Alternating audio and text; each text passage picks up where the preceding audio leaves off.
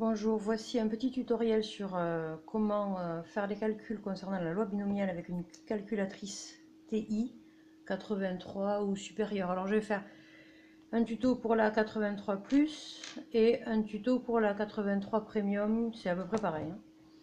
Donc, une loi binomiale, c'est quand vous avez une expérience aléatoire qui a deux issues, un succès, un échec. Le succès, c'est l'issue dont parle l'énoncé, en fait. Vous considérez ça comme le succès. P, c'est la probabilité de succès, donc ça sera donné dans l'énoncé normalement. Et quand on répète cette expérience n fois de manière indépendante, on dit qu'elle suit une loi binomiale, on l'écrit comme ça, avec un nombre ici qui est la valeur de n. Ça, c'est le nombre de fois où on répète l'expérience. Un nombre ici qui est la valeur de P, c'est la probabilité de succès quand on fait l'expérience une fois. Et on vous demandera régulièrement de calculer la probabilité d'avoir 5 succès, ou moins de 4 succès, ou plus de 5 succès, ce genre de choses. Attention, il faudra quand même écrire la formule sur votre copie, donc j'ai remis les formules en bas. Pour calculer la probabilité d'avoir 5 succès, dans mon exemple, j'ai pris n égale 10 et p égale 0,25. J'appuie sur seconde et var, c'est-à-dire seconde distrib. Attention, là dans la liste ça commence par 1, il faut remonter pour avoir la commande A, binôme FDP. Donc je fais entrée. Là on me demande trials, c'est le nombre d'essais, c'est-à-dire, ça c'est la valeur de n, c'est le nombre de fois où je joue. Je joue, c'est j'essaie de gagner, hein. P, il y a écrit P, donc 0,25. Valeur de x, je cherche P de x égale 5. Donc ça, c'est ce qu'on appelle K. En général dans les cours, x égale K. Donc ça, c'est j'essaye 10 fois avec une probabilité de 0,25 de gagner à chaque fois. Je cherche P de x égale 5. Je descends sur Paste, je fais Entrée. Donc ça me tape toute la commande. Et je fais juste Entrée et j'obtiens la probabilité recherchée. Ensuite, sur une TI 83 Premium CE, c'est pareil en fait. Seconde var, c'est-à-dire seconde distrib. On peut descendre pour aller chercher le A, mais c'est plus court de passer par au-dessus. Binôme FDP, c'est la même, voilà, c'est la même commande. 10 essais, P égale 0,25, P de X égale 5. Il y a écrit coller, je fais entrée. Donc ça me tape toute la commande entrée et j'ai le même résultat, heureusement. Voilà.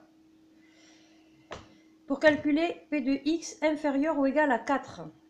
Alors dans ce cas-là, je reviens dans seconde distrib. Ici, je vais prendre la commande B, binôme frep. Toujours le nombre d'essais, c'est n, 10. P, c'est 0,25. P de x inférieur ou égal à 4. Donc ça, c'est toujours la valeur de K, en fait. X value, ici, ça va être 4. Paste. Entrée. Et j'obtiens 0,921. Voilà. Si j'ai une TI 83 Premium, seconde distrib, je remonte pour aller chercher la commande B, binôme frep, entrée, nombre d'essais 10, je descends, PC 0,25, 0,25, je descends, valeur de x, je cherche P de x inférieur ou égal à 4, donc ça va être 4, coller, entrée, de nouveau entrée, et j'ai mon résultat. Si on vous demande, donc là, il y a une commande pour P de x égale quelque chose, il y a une commande pour P de x inférieur ou égal à quelque chose. Et si on vous demande supérieur ou égal, il faut penser à l'événement contraire, mais attention, parce que si je prends l'événement contraire de x supérieur ou égal à 5, x supérieur ou égal à 5, c'est x qui vaut 5, 6, 7, 8, 9, 10. Le maximum, c'est 10 parce que c'est n. Je ne peux pas gagner plus de fois que j'ai joué. Si j'ai joué 10 fois, je peux au maximum gagner 10 fois. L'événement contraire de x supérieur ou égal à 5, c'est x strictement inférieur à 5. Mais vous n'avez pas strictement inférieur comme calcul.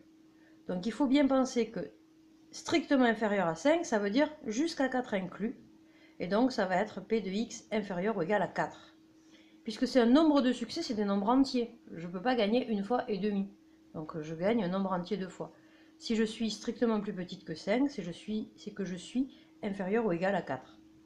Donc je vais calculer P de x inférieur ou égal à 4 avec le mode d'emploi qu'on a vu juste avant. 1 moins P de x inférieur ou égal à 4, ça sera P de x supérieur ou égal à 5. N'oubliez pas d'écrire les formules de P de x égale K ou de P de x inférieur ou égal à K, tout simplement. Pour avoir P de x inférieur ou égal à K, on fait P de x égale 0, plus P de x égale 1, plus P de x égale 2, plus blablabla, plus P de x égale K. C'est pour ça qu'il y a un sigma ici. Voilà. J'ai pas mis K ici pour pas confondre avec ce K-là, donc j'ai changé de variable, j'ai mis L, mais c'est la même formule que celle-là. Voilà.